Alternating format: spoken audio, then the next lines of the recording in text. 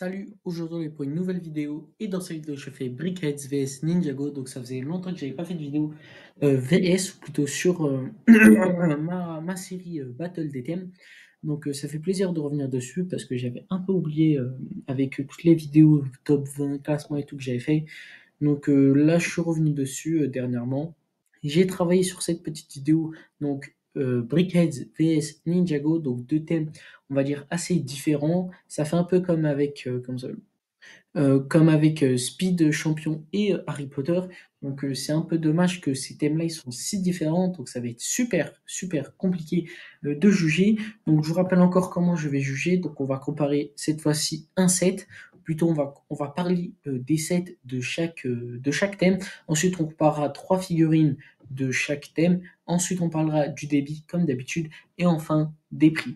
Donc on commence avec les sets.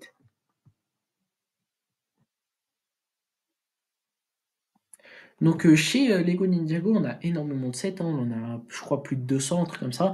Donc on a de bonnes figurines, de bonnes constructions. Moi, ce que je kiffe chez Lego Ninjago, c'est leur robot, leur géant robot, aussi et aussi les petits, et aussi les animaux, etc., comme les dragons, ou encore les monstres, etc.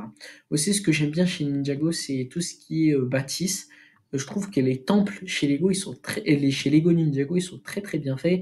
Comme par exemple dans le set 71 735, donc on va avoir un très très beau temple, ou encore dans le set 60, 70, 70 596.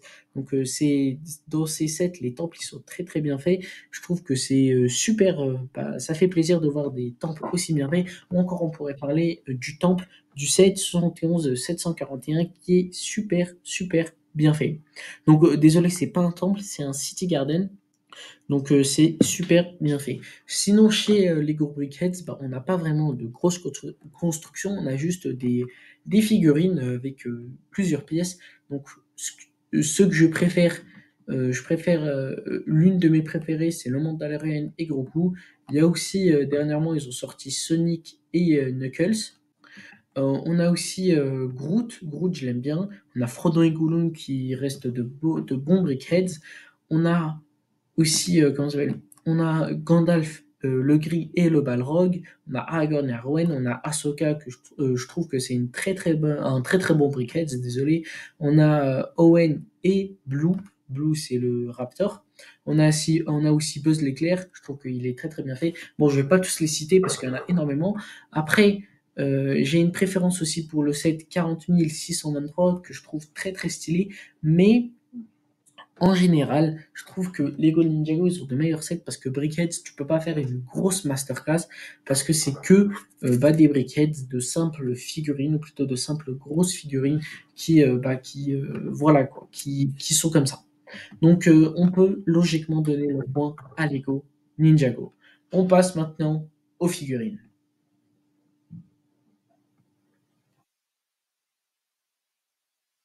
Donc pour Lego Ninjago, on a énormément de figurines, hein. En plus, on a plusieurs saisons. Donc pour chaque saison, on a de nouvelles figurines. Comme par exemple pour Premier Empire, on avait des figurines incroyablement stylées. On a aussi les figurines en mode chevalier que je kiffe littéralement. On a aussi celles des deux ou trois premières saisons qui sont, on va dire, assez classiques. On a celles aussi des 10 ans de Ninjago que je trouve juste incroyable. On a aussi, on va dire, les figurines hors série qui sont en mode Prime. On a également d'autres figurines telles que, telles que Wu ou encore Garmato que je trouve juste incroyable. On a également, euh, on a également Asphyra qui est très très bien faite. Moi personnellement, chez les figurines Lego Ninjago, j'ai une préférence pour Lloyd et Cole que je trouve incroyablement stylé, surtout avec Cole, désolé, je le préfère avec ses derniers costumes quand sa cagoule elle est orange, je trouve qu'elle est juste incroyable. On a aussi Lloyd que je trouve super stylé, surtout aussi dans les dernières saisons, plutôt dans la dernière saison Ninjago avec un costume incroyable. On a aussi le Lloyd en mode doré, donc très très belle figurine. On en a plein d'autres, je vais pas tous les citer aussi parce qu'il y en a énormément que je trouve juste incroyables. Chez les Brickheads, ok, il y a de bons Brickheads, mais on va dire que c'est pas les meilleurs chez Lego. Juste avant, j'en avais cité quelques-uns. On peut revenir aussi sur le Brickhead 40 547 que je trouve assez bien. Sinon, c'est pas de grosses master. Ok, il y en a, c'est des masterclass, mais il y en a jamais qui vont sortir du lot. Par exemple, quand il y a un Brickhead qui va sortir, je vais jamais dire, ah, je vais l'acheter tout de suite parce que c'est une grosse masterclass. Bah non, parce que en soi, je suis pas trop fan parce que ça représente pas trop bien le personnage. On va avoir une grosse tête avec un gros corps et des petites jambes, je trouve que c'est dommage. Après, il y en a, ils sont assez bien faits, hein, tu reconnais vraiment le personnage, mais c'est pas, pour moi, c'est pas le top du top chez les figurines Lego. Donc, on va donner le point à Ninjago. Et avant de passer au débit, n'oublie pas de t'abonner à la chaîne et de liker la vidéo, ça fait toujours plaisir.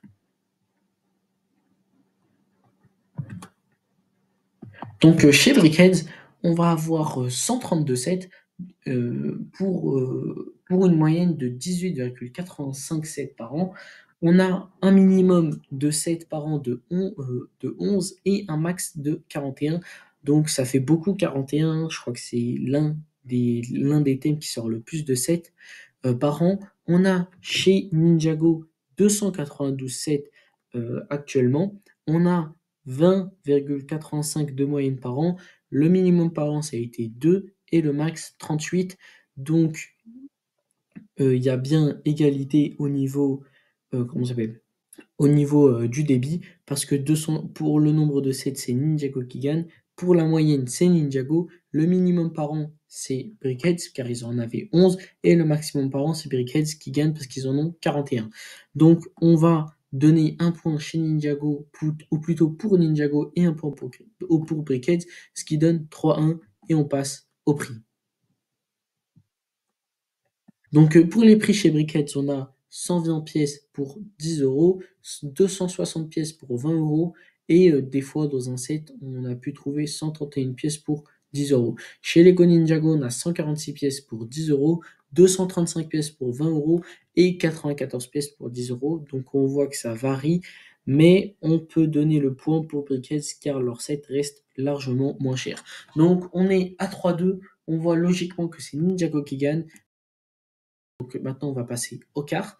Donc les quarts, en premier, je pense commencer par Marvel vs Le Seigneur des Anneaux. Ensuite, je pense faire Harry Potter vs Star Wars. Après ça, Lego Ideas vs Lego City. Et enfin, Lego Ninjago vs Lego Icons. Donc c'est déjà la fin de cette vidéo. Merci d'avoir regardé la vidéo. N'oublie pas de t'abonner à la chaîne et de liker la vidéo, ça fait toujours plaisir.